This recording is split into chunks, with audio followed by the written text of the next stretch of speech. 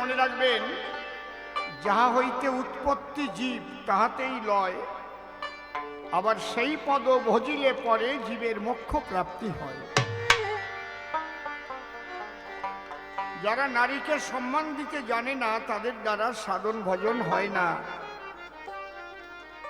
তারা নারী রূপ দর্শন করেই ধর্ষণের চিন্তা আসে। কিন্তু যারা সাধু, তারা কিন্তু ওখানেই ভজন করে, তারা রসিক হয়ে রসের সাগরে খেলা করে। তাহলে এই গানটা কাদের জন্য? কলির জীব, তাদের লণ্ডভণ্ড করে, কিন্তু সাধুর কিছু করতে পারে না। দুটো মাংস পিণ্ড লণ্ডভণ্ড করিল এই সোনার দেশ। ও ভাই রে, করিল এই সোনার দেশ। 3 ইঞ্চি নদীতে পড়ে 3.5 হাত নৌকা শেষ। 3 ইঞ্চি নদীতে পড়ে 3.5 হাত নৌকা শেষ। 3 ইঞ্চি নদীতে পড়ে 3.5 হাত নৌকা শেষ। এই গানটা আমার মুখস্থ নাই, আমার বোনটা ওর ডায়েরিতে লেখা আছে, বাড়ি থেকে ফটোকপি করে ওর ফোনে পাঠিয়ে দিয়েছে, আমি লিখে নিলাম। সেই নদীর মাঝখানে ভাই আছে 3 কোনায় এক চর। কামিনী ভাগিনী নাচে সেই চরের উপরে। হায় হায় সেই চরের উপর, হায় হায় সেই চরের উপর। জীবের আসা যাওয়া ওই নদীর ভিতর। ওই নদী দিয়েই জন্ম হয়, আর ওই নদীতে ডুবেই কিন্তু জীব তিলে তিলে ক্ষয় হয়। অনেক গভীর চিন্তা করে গানটা লিখেছিলাম, আজ থেকে 25 বছর আগে। জীবের আসা যাওয়া, আসা যাওয়া নদীর ভিতর। জীবের আসা যাওয়া নদীর ভিতর। দেখো স্বর্গ নরক দুঃখ ক্লেশ আছে, স্বর্গ নরক দুঃখ ক্লেশ। 3 ইঞ্চি নদীতে পড়ে 3.5 হাত নৌকা শেষ। 3 ইঞ্চি নদীতে পড়ে 3.5 হাত নৌকা শেষ। সেই নদীটির চৌদিকে ভাই ভয়ঙ্কর জঙ্গল, আরে তার মাঝেই পাতায় আছে বাঘমারা এক কল। হায় হায় বাঘমারা এক কল, হায় হায় বাঘমারা এক কল। সেই নদীটি চৌদিকেতে ভয়ঙ্কর জঙ্গল, তার মাঝেই পাতায় আছে বাঘমারা এক কল। হায় হায় বাঘমারা এক কল, হায় হায় বাঘমারা এক কল। এই যে যত লোভী কামী, যত লোভী কামী যায় রসাতল। লোভী কামি যায় রসাতল। যত লোভী কামী, যত লোভী কামী যায় রসাতল। লোভী কামি যায় রসাতল। দেখে নদীর পরিবেশ, ও ভাই দেখে নদীর পরিবেশ। 3 ইঞ্চি নদীতে পড়ে 3.5 হাত নৌকা শেষ। 3 ইঞ্চি নদীতে পড়ে 3.5 হাত নৌকা শেষ। কেউ জানে না সেই নদীটি গভীর যে কত। ব্রহ্মা বিষ্ণু মহেশ্বর তার জানে না তত্ত্ব। হায় হায় জানে না তত্ত্ব, হায় হায় জানে না তত্ত্ব। কেউ জানে না সেই নদীটি গভীর যে কত। ব্রহ্মা বিষ্ণু মহেশ্বর তার জানে না তত্ত্ব। হায় হায় জানে না তত্ত্ব, হায় হায় জানে না তত্ত্ব। আবার দুবাইতে স্বর্গ মর্ত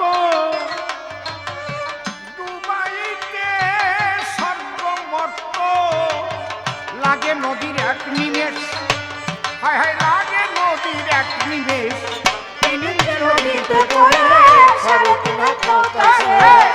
তিন ইঞ্চি নদীতে পড়ে সাড়ে তিন হাত নৌকা শেষ। সেই নদীতে মাসে মাসে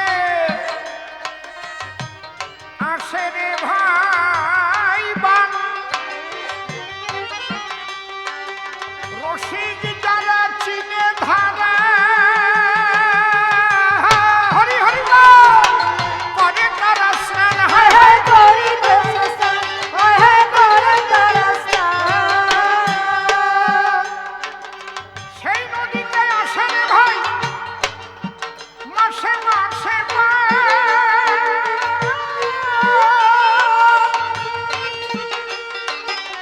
রসিক যারা চিনে ধারা, ওরে করে তারা স্নান, হায় হায় হায় করে তারা স্নান, হায় হায় করে তারা স্নান।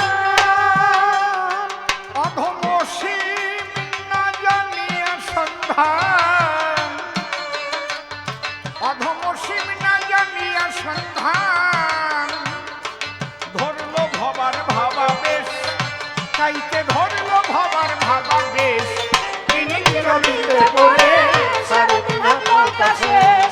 তিন ইঞ্চি নদীতে পড়ে সাড়ে তিন হাত নৌকা শেষ। ও দুটো মায়ের সবিন্ন খেপারে, দুটো মায়ের সবিন্ন, দুটো মাংস পিণ্ড লন্ড ভণ্ড, মাংস সবিন্দ লন্ড ভণ্ড, মাংস পিণ্ড লন্ড ভণ্ড, করিল এই সোনার দেশ, ভাইরে করিল এই সোনার দেশ, তিন ইঞ্চি নদীতে পড়ে সাড়ে তিন হাত নৌকা শেষ। তিন ইঞ্চি নদীতে পড়ে সাড়ে তিন হাত নৌকা শেষ। যে প্রশ্নগুলো নারদ মুনি আগে করেছিল দান, ধরে ধরে স্বভাব পরে আমি দিলাম সমাধান। আমি বাতাসা চাটার গল্প বলেছিলাম, আপনাদের ওঠাই, ও বলল আমার মতো চাটা মানুষ জগতে আর নাই, হায় হায় হায়। হায় জগতে আর নাই, হায় হায় জগতে আর নাই। শোনেন, আমি যে ব্রজগোপীর বাড়িতে যাই ননি চুরি করে খাই, ও তো জানে না গোপী যারা। বেহালাটা বাড়বে, বেহালাটা বাড়বে, মাইক ম্যান বেহালাটা বাজিয়ে দেন একটু জোরে, বড় বক্সে।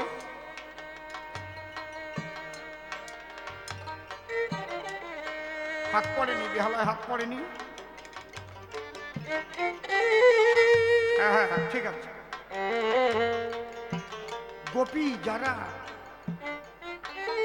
তারা কৃষ্ণ ছাড়া তো কিছু বোঝে না। কৃষ্ণ নামে করে তারা তাদের দধি মাখন নিবেদন।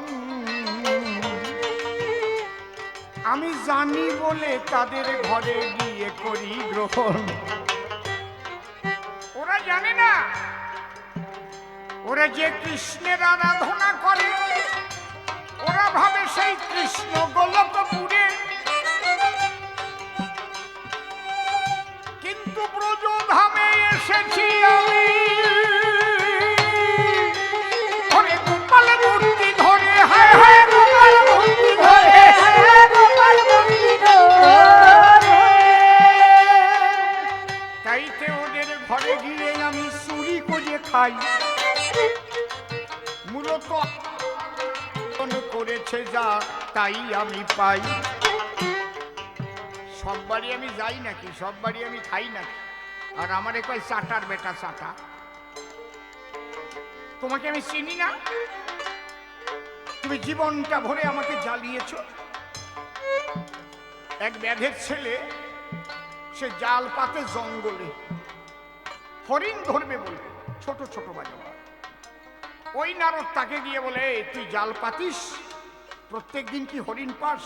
বলে না, 1 মাস পরেও একটা পাই, 15 দিন পরেও একটা পাই, 6 মাসের মধ্যে একটা পাই। নারদ বলে, ব্যাধের ছেলে, আমার কথা ধর, তোরে একটা মন্ত্র শিখাইব, সাধনাটি কর।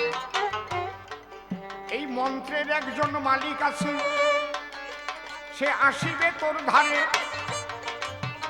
একটা বর চাইবি তুই, তারে করো জোরে। সে যখন আসবে বলবে, কি চাস? তুই বলবি, অন্য কিছু আমি চাই না, আমাকে আশীর্বাদ দাও, জাল পাতলেই যেন প্রতিদিন হরিণ একটা করে বাঁধে। তুমি এই আশীর্বাদে করে যাও আমায় নির্বিবাদে, হায় হায় আমায় নির্বিবাদে, হায় হায় আমায় নির্বিবাদে। মন্ত্র দিয়ে গেল নারদ, ব্যাত করে সাধনা। আমি তার কাছে উদয় হলাম, কৃষ্ণ কেলে সোনা। আমি বললাম, ব্যাধের ছেলে, ডাকিস কি কারণ? তুই যাহা চাবি তাহা পাবি, আমি কৃষ্ণ ধন। ব্যাধ বলে, তুমি এলে ওগো কালা চাঁদে, আমাকে বর দেও, জাল পাতলেই প্রতিদিন যেন একটা হরিণ বাঁধে, একটা হরিণ বাঁধে, একটা হরিণ বাঁধে। আমি তথাস্থ বলিয়া তারে দিয়ে বর, গোলকেতে চলে গেছি কৃষ্ণ নটবর। নারদ মুনি গিয়ে বলে, ওরে ব্যাধের ছেলে, বর পেলি কিনা একটু বুঝা আমায় বলে। বলে, হ্যাঁ, বর পেয়ে গেছি। বর দিয়েছে আমারে, জাল পাতলেই প্রতিদিন জালের ভিতরে একটা করে হরিণ বাঁধবে। নারদ বলে, তাহলে জঙ্গলে জাল পাতিবি কেন? ছোট বাজা, জাল নিয়ে পেতে দে তোর বাড়ির ওই উঠানে। হ্যাঁ, কাউন্টার টুক দেবে, খালি পোষালি কাটাবে না। তোর উঠানে জল পাতলে যদি হরিণ বেঁধে যায়, হ্যাঁ, তাহলে বুঝবো পরের ক্রিয়া আছে সুনিশ্চয়।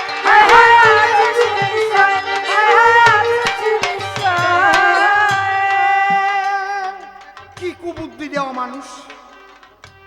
আচ্ছা, কারো বাড়ি উঠানে জাল পাতলে হরিণ বাঁধে? এই দুষ্ট বুদ্ধি দিয়ে তারে, হ্যাঁ, বাড়িতে জাল নেওয়াইল। বাড়ির উঠানে যখন জাল পেতে দিল, আমি তো বিপদে পড়ি, হরিণ জঙ্গলেতে রয়। বাড়ির উঠানে হরিণ বলেন, কেমন করে যায়?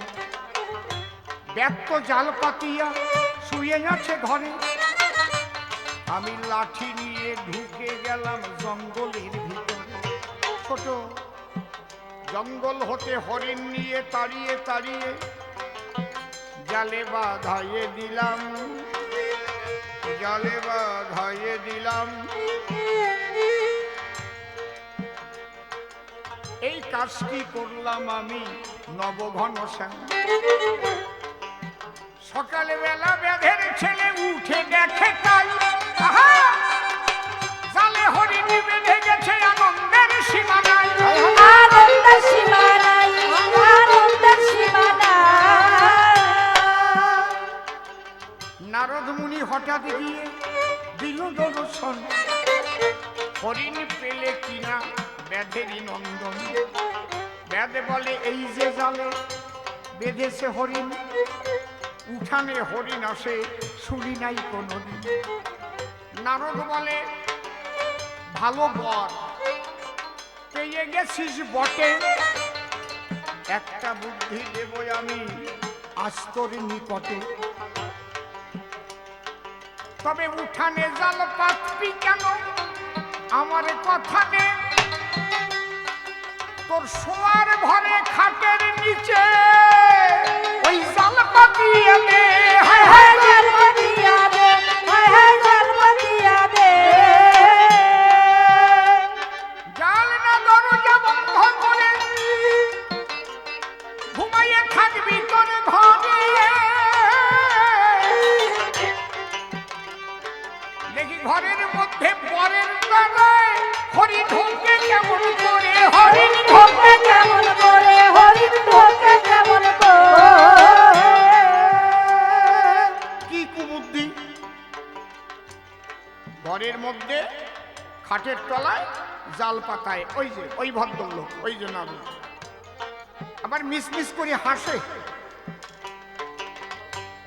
খাটের তলায় জাল পেতে বেদ আনন্দে ঘুমায়। জালনা দরজা বন্ধ থাকলে হরিণ কেমন করে যায়। আমি বর দিয়েছি যাতে বর মিথ্যা না হয়, ভাবলাম হরি। আমি নিজে গিয়ে জালের ভিতর হরিণ মূর্তি ধরি। হায় হায় হরি হরি হরি বলো। হরিণ মূর্তি ধরি। ভক্তের বাঞ্ছা পুরাইতে আমি স্বয়ং কৃষ্ণ জালের মধ্যে হরিণ হয়ে বাঁধিলাম তখন। হায় হায় বাঁধিলাম তখন, হায় হায় বাঁধিলাম তখন। ভোরবেলায় নারদ গিয়ে বলছে, এ বেদের ছেলে গা তোল, দরজা খোল, দেখ তো হরিণ বেঁধেছে কিনা। চৌকির তলায় তাকাইয়ে দেখিবারে পায় জালের মধ্যে হরিণ নড়া চড়া করে সেটাই। বাবা বাবা বাবা, সাত সকালে হরিণ জালে দেখিবারে পেল। স্বামী স্ত্রীর মনে বড় আনন্দ বাড়িল। হায় হায় আনন্দ বাড়িল, হায় হায় আনন্দ বাড়িল। এইবার ব্যাধের ছেলে বলছে, এই যে তুমি বলো তো এই ঘরের মধ্যে হরিণ কি করে ঢুকলো? নারদকে জিজ্ঞেস করছে। নারদ বলছে, তাই তো, হরিণ তো ঘরে আসার কথা না। হরিণ তো জানলা দরজা বন্ধ থাকলে কারো ঘরে ঢুকবে না। তখন ব্যাধের ছেলে বলছে, শোনো, তুমি যা করেছো খারাপ করনি, কিন্তু আমার মনে হয় এই হরিণ বনের হরিণ নয় রে প্রভু। যে আমাকে বর দিল সে নিজে হরিণ হয়ে জালের মধ্যে এলো। স্বামী স্ত্রী দুজন মিলে ছেড়ে নয়ন বাড়ি কেঁদে কেঁদে বলে, ঠাকুর একবার দাঁড়াও, নিজের মূর্তি ধরি। হায় নিজের মূর্তি ধরি, হায় হায় নিজের মূর্তি ধরি। হরিণ মূর্তি ছেড়ে দিয়ে কৃষ্ণ মূর্তি করিলাম ধারণ। ব্যাধের ছেলে ডেকে বলে ধরিয়া চরণ, একা কেন এলে প্রভু কৃষ্ণ কালো শশী? একবার বাম ভাগে ডাক দাও তোমার লাই রূপসী। আমি বাঁশিতে টান দিলাম, রাধা বাম ভাগে এলো। রাধা কৃষ্ণের মধুর মিলন ওই ব্যাধের ঘরে হলো। হরি হরি বাবা, হরি হরি বল। নারদ, তুমি সারাটা জীবন ভরে আমাকে এইভাবে ঘুরিয়েছ। তবে শোনো, যে প্রশ্ন করেছ তুমি সভ্য সভাস্থানে প্রেম ভক্তির আধার মধুর বৃন্দাবনে, একটা ব্যাপার কি জানেন? আমরা যখন হরিবাসরে গান গাই তখন যে ভক্ত আমরা পাই সেখানকার পরিবেশ অনুযায়ী আমাদের পরিবেশন করতে হয়। অত্যন্ত হালকা রসের কথা সেখানে আমরা বলতে চাই না। আপনারা আমার ইউটিউবে বিভিন্ন গল্প শোনেন। শ্রাবণী ম্যাডাম উনি বললেন একটু হাসান, একটু হাসান। আমি হাসানো গল্প জানি না তা না, আছে তো, আমি জানি তো। শ্রাবণী ম্যাডাম ওখানে বসা বটে রয়, হাসির গল্প বললে পরে খুব আনন্দ পায়। আছে রাখা রস দুই প্রকারের আছে, একটা হচ্ছে কাঁচা রস আর একটা হচ্ছে পাকা রস। কাঁচা রস পাকা রস কেমন জানেন? এক সাহেব নূতন আসছে বাংলায়, আর একজন ওই চাক্কাটা মধু ওই বোতলে করে ভরে বিক্রি করে। চাক্কাটা মধু নেবেন, চাক্কাটা মধু। এখন সাহেব ও ঘুরে ঘুরে একটু বোলপুর গিয়ে একটু বাংলা শিখেছে। বলছে মধু মিঞ্চ চাক্কাটা মধু। হ্যাঁ, বলে মধু, ইজ ইট সুইট? এটা মিষ্টি হবে? দোকানদার বলছে yeah very sweet, honey very sweet, please give me some honey. একটু আমাকে দিয়ে দাও একটু মধু, খাই। ওরে যখন হাতে দেশে সাটা দিয়ে মিটে লেগেছে, ঠোঁটে কিছুটা ভরে গেছে, ওর সঙ্গে মেমও আছে, মেম দিয়ে ওর ঠোঁটে চাটা মেরেছে। হাসির কথা না, ওদের চাটাচাটি স্বভাব আছে। আপনারা বিদেশে তো যান নাই, তবে এই চাটাচাটিটা একটু কমে গেছে করোনা হওয়ার পরে। তাই নাহলে আগে দেখলেই ধরে চুম্বন করত। দেখেন না, ওই ডোনাল্ড ট্রাম্প পর্যন্ত ওই একজন এলো চুম্বন করছে, এটা ওদের অভ্যাস। কিন্তু করোনা যখন হলো তখন এই চুমো দেওয়াটা একটু বন্ধ হয়েছিল। করোনা যদি বউয়ের হয়, স্বামী কয় সরোনা, এর নাম করোনা, ঠিক কি না? কায়দা আছে। ও যখন ঠোঁটে চাটা মেরেছে, ও মিটে পেয়েছে। এখন সাহেব জিজ্ঞেস করেছে, where is the power house of হানি? এই মধুর মূল কেন্দ্র কোথায় আছে?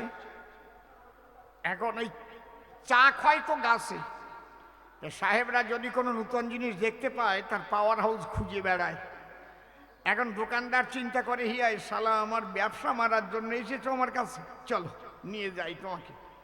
বড় এক আম গাছে মধুর চাক হয়েছে, একটা গামলা নিয়ে আর একটা কাস্তে নিয়ে বলছে ও ওই that is the power house of honey, ওর মধ্যেই মধু আছে। কেমন করিয়া আনি?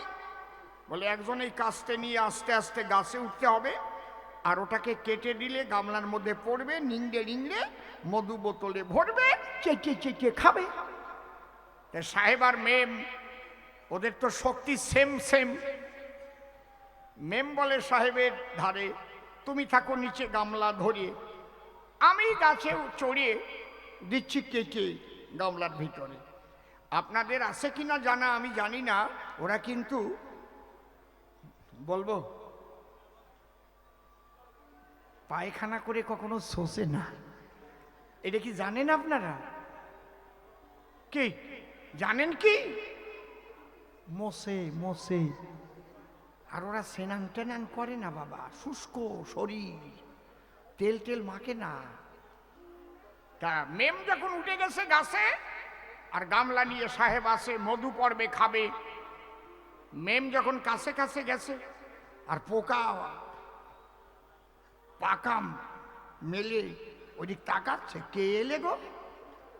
আমাদের কাটবার জন্য এসেছে? হ্যাঁ, এত বড় সাহস! কিন্তু পোকা যে আগে ধুয়ো দিয়ে উড়িয়ে দিতে হয়, ওই কাজটা তো শিখাইয়ে দেয়নি বাঙালি ভাই। যখনই পোজ দিতে গেছে পোকা উড়ে গিয়ে কাস্তে দিয়ে যখন কাটতে গেছে, 2-3 কুড়ি পোকা ওর গায়ে বসে মেমকে কামড় এমন মেরেছে, ওই মধু কাটার আগে মেম মধু ছেড়ে দিয়েছে চ্যান চ্যান করে। বুঝতে পারছেন তো নাকি আরো খুলে বলবো নাকি? নাকি আরে প্রস্রাব করিয়ে দিয়েছে, বোঝে না। তো স্নান না করলে কালার কেমন হয়? মধুর কালার আর প্রস্রাবের কালার একরকম হয়ে যায় না? শরীর কড়া, পায়খানা হয় যেন পেজির বড়া। আর এদিক যখন চান চান করে পড়ছে, সাহেব মনে মনে ভাবে তাই ওর নিচে নেমে এলে আর পাই কি না পাই, আমি অন্তত আগে একটু খাই। সাহেব তো বোঝে নাই বাবা, ওই মধু না, মেমের মধু। যখন সাহেব হাতে করে দিয়েছে মুখের ভিতরে, দেখে যে কোনো মিটে না, নোনতা। এ বাঙালি ভাই, এ মধু তো মিষ্টি নাই। বাঙালি বলছে এটা কাঁচা মধু, এখনো পেকিয়ে পারে নাই, খাও জম্বের খাও। আমার না এসব বাজে কথা ভাল লাগে না, আমার লজ্জা করি কেমন সত্যি। তাই এখন ওই শ্রাবণী ম্যাডাম বলছে বলো বলো, এখন না বলতে পারা যায় না, না বললি বলবে কি? হ্যাঁ, একটা গান গেয়ে নেই, ধরো। হা হা হা হা। কি এই প্রস্তাবের গল্প শুনে টাকা দেওয়ার ইচ্ছে হয়েছে? বাহ, তাহলে পায়খানার গল্প করি, আর একটু বেশি টাকা দেবে। হা হা হা। বাড়ি বাড়ি না, আমি সেফটিং দিয়ে গুজে টাকা নেই না, হাতে দাও। জয় রাধে।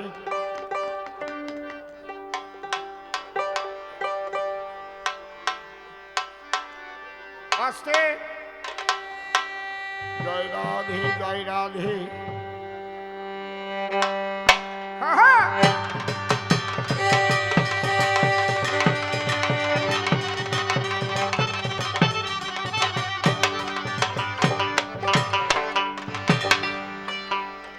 তোমায় প্রথমে যেদিন দেখেছি,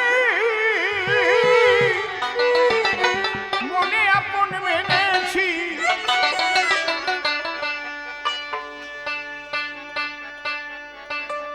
তোমায় প্রথমে যেদিন দেখেছি, মনে আপন মেনেছি।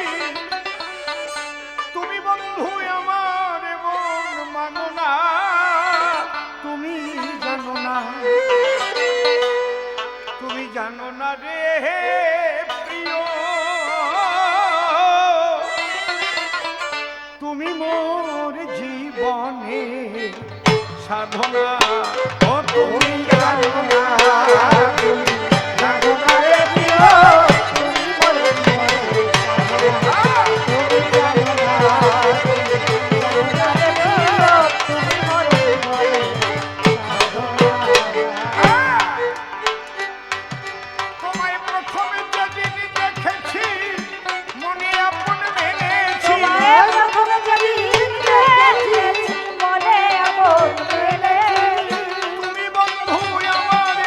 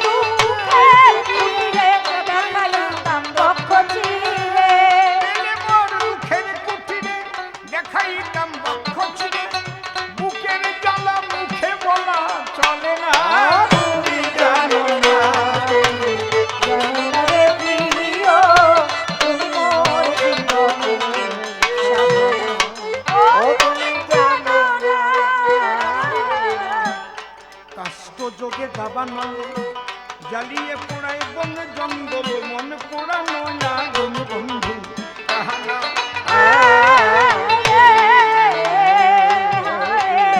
কাষ্ট যোগে দাবানল জ্বালিয়ে পোড়ায় বন জঙ্গল মন পোড়ানো আগুন বন্ধু তাহারা কত বিরোহীর অন্তর তলে বিনা কাষ্ঠে আগুন জ্বলে বিরোহীর অন্তর তলে বিনা কাষ্ঠে আগুন জ্বলে জলে গেলে জলে একই যাতনা তুমি জানো না তুমি মোর জীবনে সাধনা ও তুমি জানো না ঘুরি জনম জনমে ক্ষিতি অপ্তেজ মরুদ বমে খুঁজে ফিরি বন্ধু তোমার ঠিকানা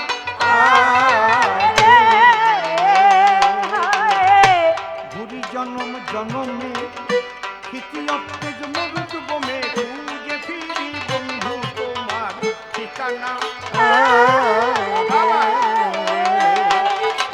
পাগল বিজয় বলে চিত্ত চোর আসবে কি জীবনে মোর পাগল বিজয় বলে চিত্তচোর আসবে কি জীবনে বিজয় বলে চিত্ত চোর আসবে কি জীবনে মোর বুকে রইল ব্যথা ভরা বাসনা তুমি জানো না জানো না রে প্রিয় তুমি মোর জীবনে সাধনা ও তুমি জানো না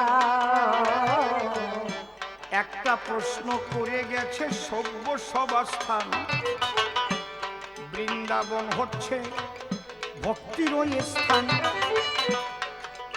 আরে এখানে তুমি ভক্তি নিতে এলে কি কারণ ও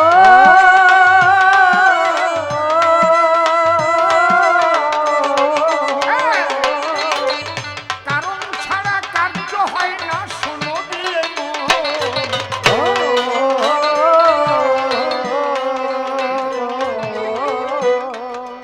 এই প্রভাস এই নদীর কূলে বসবাস করত সন্দীপন ঋষি সন্দীপন ঋষি ওই ঋষির একটা ছেলে ছিল খুব লক্ষ্য করে শুনুন কথাটা 9 বছরের সময় এই প্রভাসের জলে ডুবে মারা যায় কুম্ভীরে ধরে খেয়েছিল তারে গো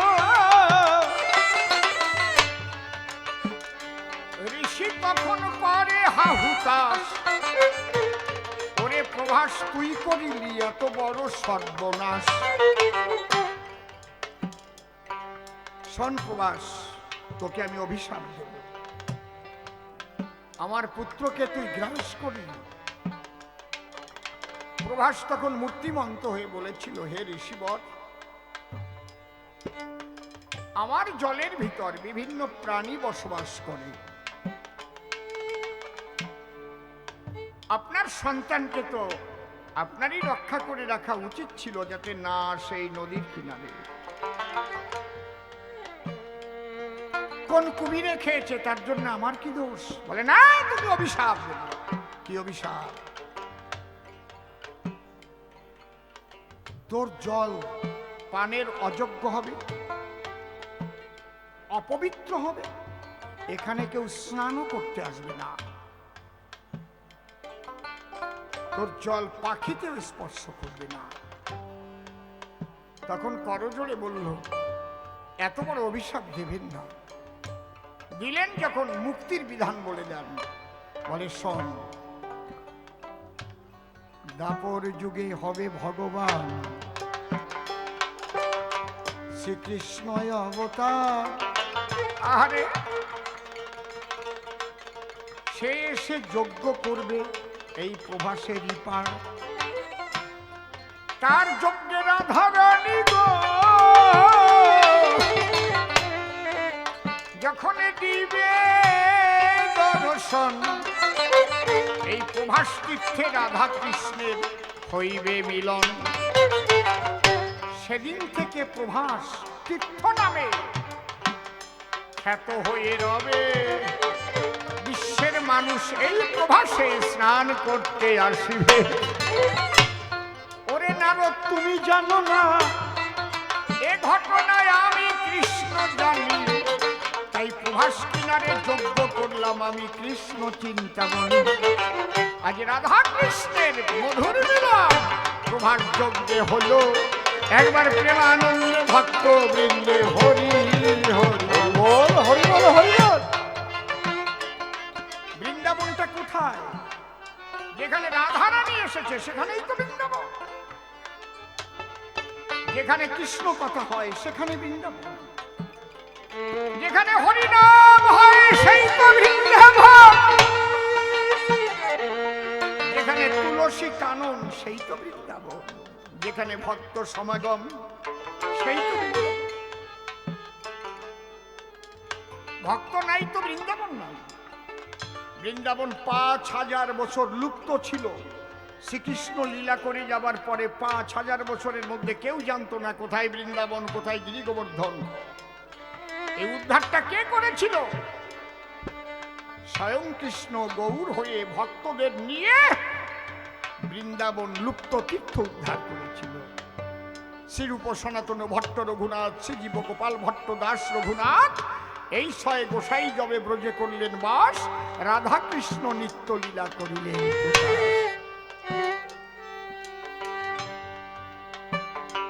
কৃষ্ণ ভক্ত যদি পৃথিবীতে না থাকে, বৃন্দাবন বলে কিছু থাকবে না? থাকবে? এখানে কৃষ্ণ ভক্ত আসে বলেই দোল উৎসব হচ্ছে। ভক্ত না থাকলে ভগবান থাকে না রে। ভক্তই প্রধান। আমি গ্রহণ করব ভক্তের ভক্তিবান। ভক্ত না থাকলে ভগবানের অস্তিত্ব থাকে না। ভগবান কি? যেমন একটা গভর্নমেন্ট। গভর্নমেন্ট কি? কোনো ব্যক্তি? সে সেন্ট্রাল হোক, স্টেট হোক। By the people, of the people, for the people. Government কি? জনগণের দ্বারা, জনগণের জন্য। ভগবানটা কি? বাই দ্য ভক্ত, অফ দ্য ভক্ত, ফর দ্য ভক্ত। ভক্তের দ্বারা ভগবান, ভক্তের ভগবান, ভক্তের জন্য ভগবান।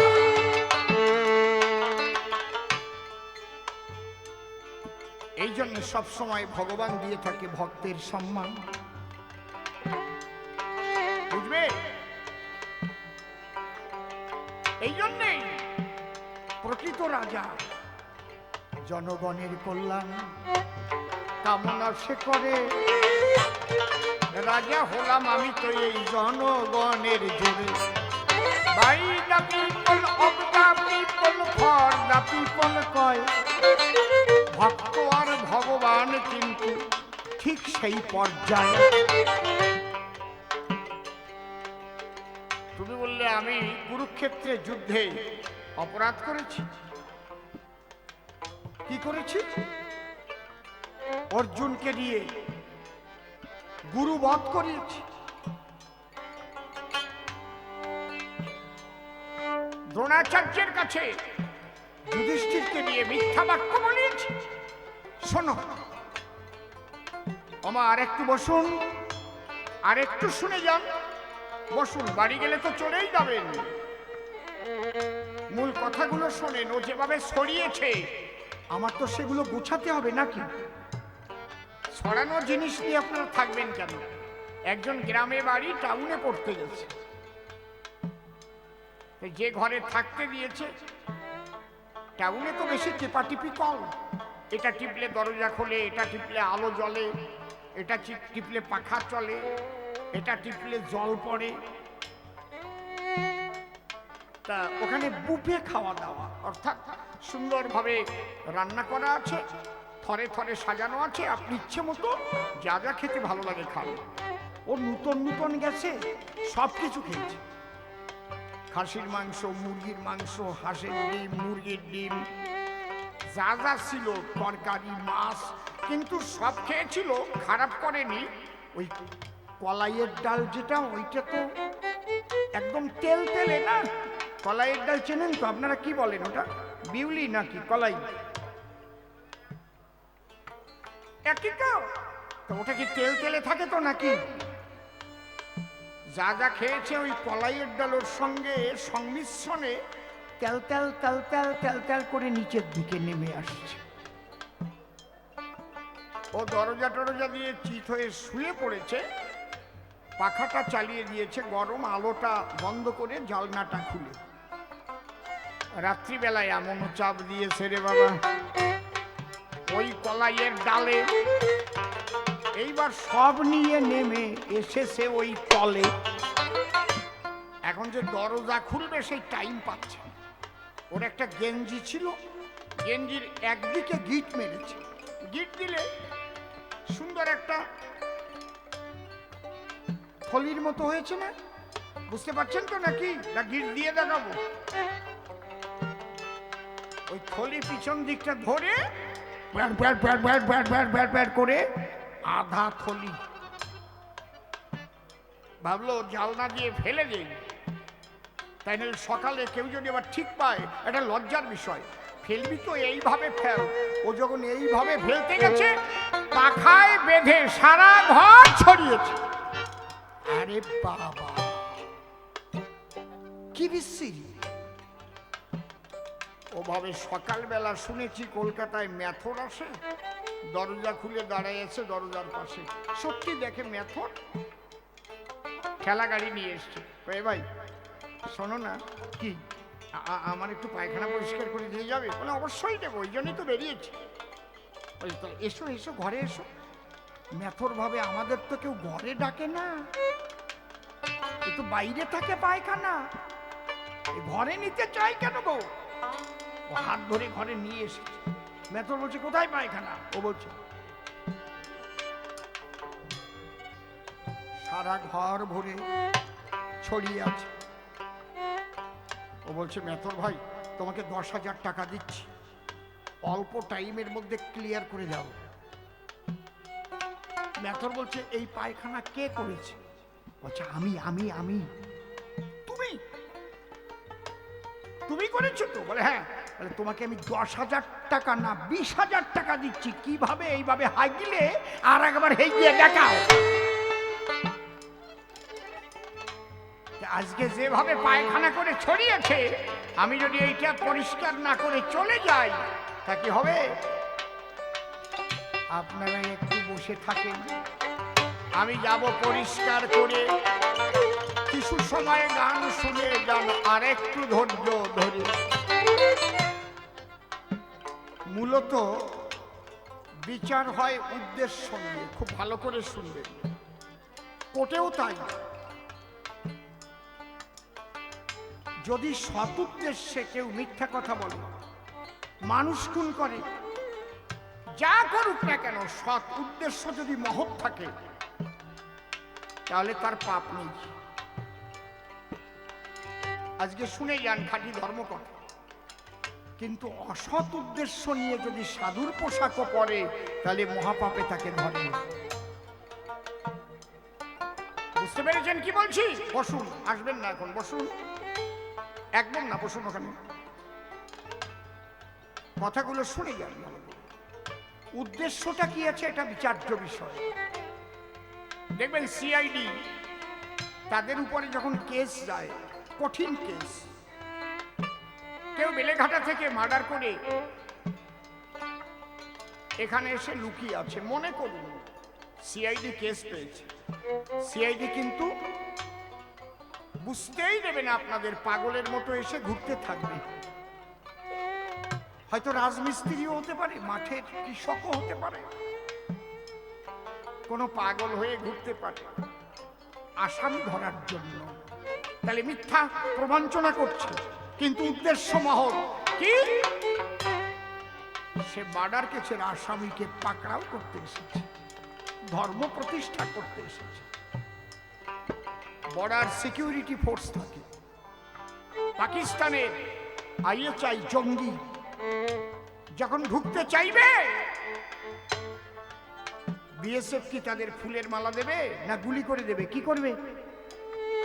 তাহলে মার্ডার করলে তো ফাঁসি হয়, আর ওই মার্ডার করলে বীর চক্র পায়।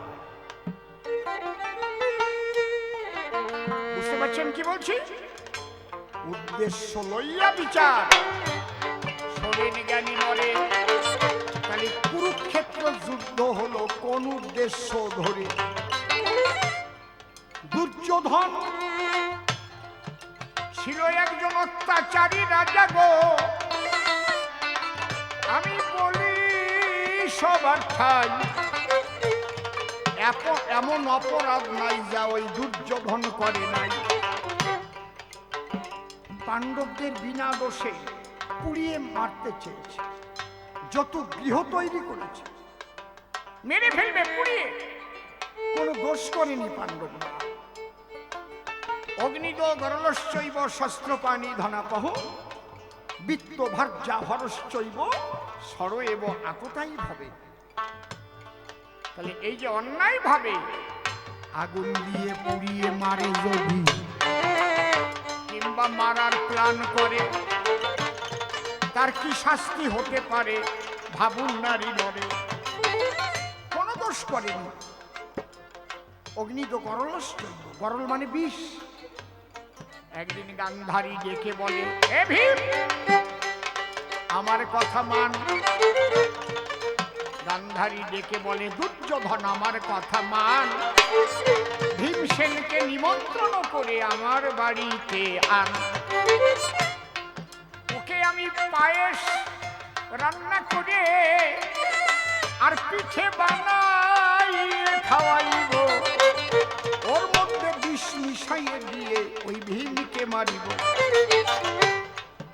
দুর্যোধন সেই বিষ কিনে আনে। দুর্যোধনের মা কুলি পিঠে তৈরি করলো, পায়েস রান্না করলো বিষ দিয়ে, ভীমকে নিমন্ত্রণ করে এনে ওই বিষ খাওয়ালো। বিষক্রিয়া হলো ভীম হয়ে টান টান।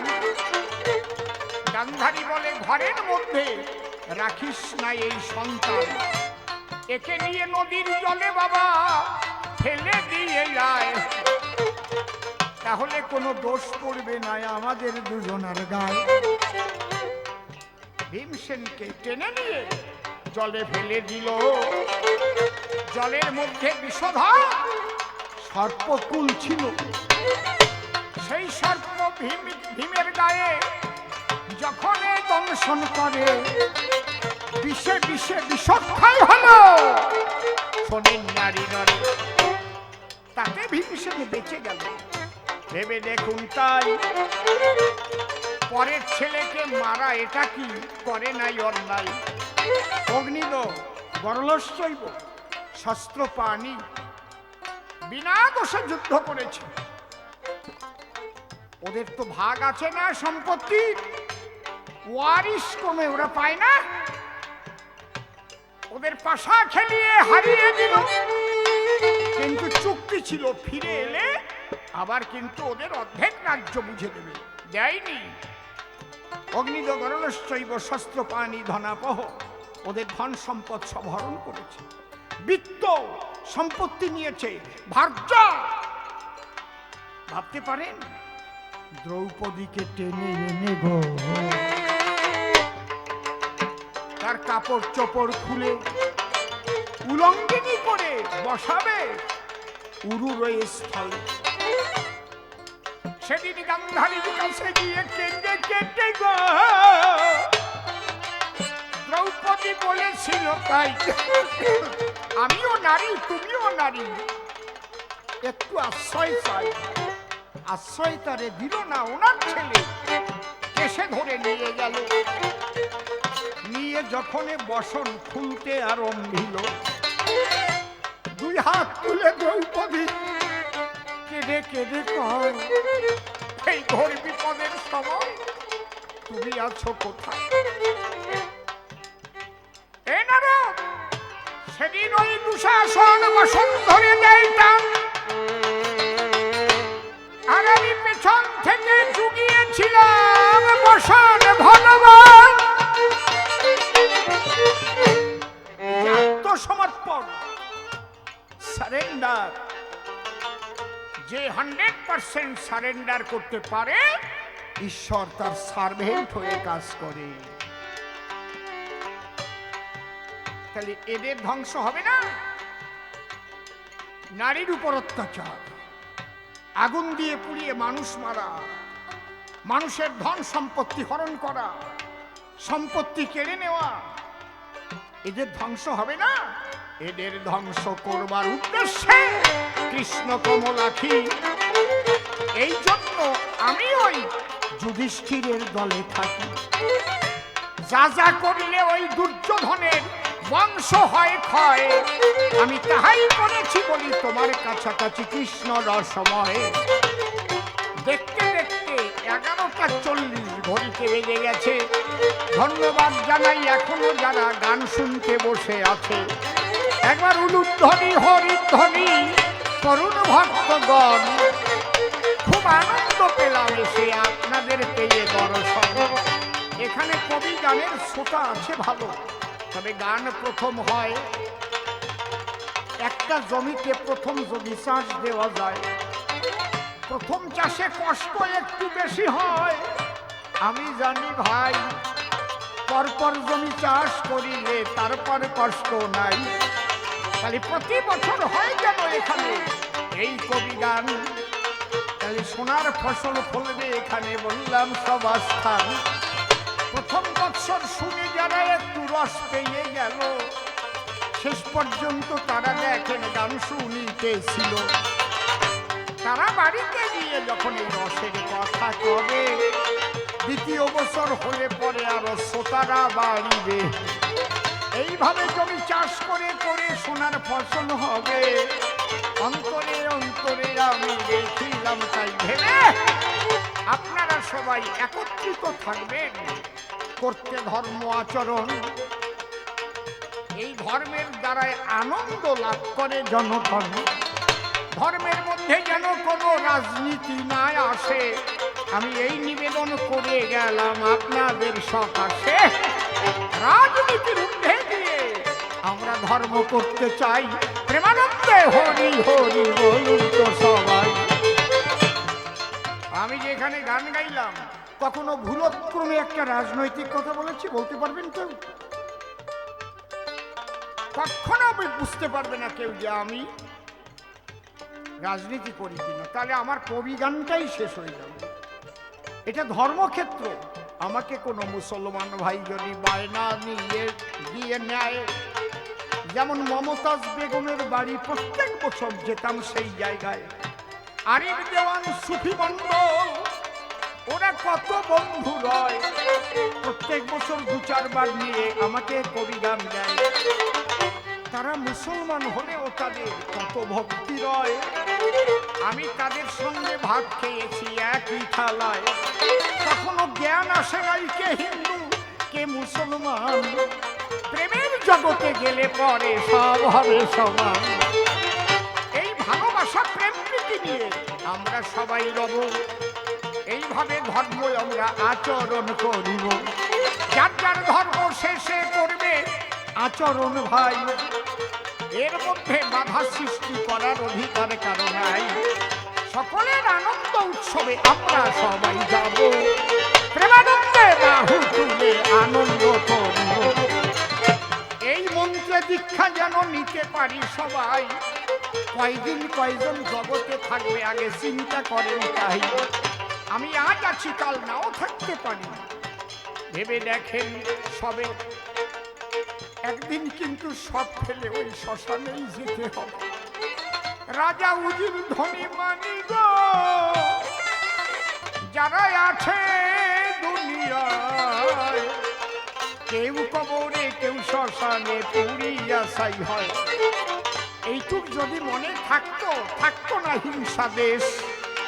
সুন্দর হতে সুন্দর হতো মোদের পরিবেশ।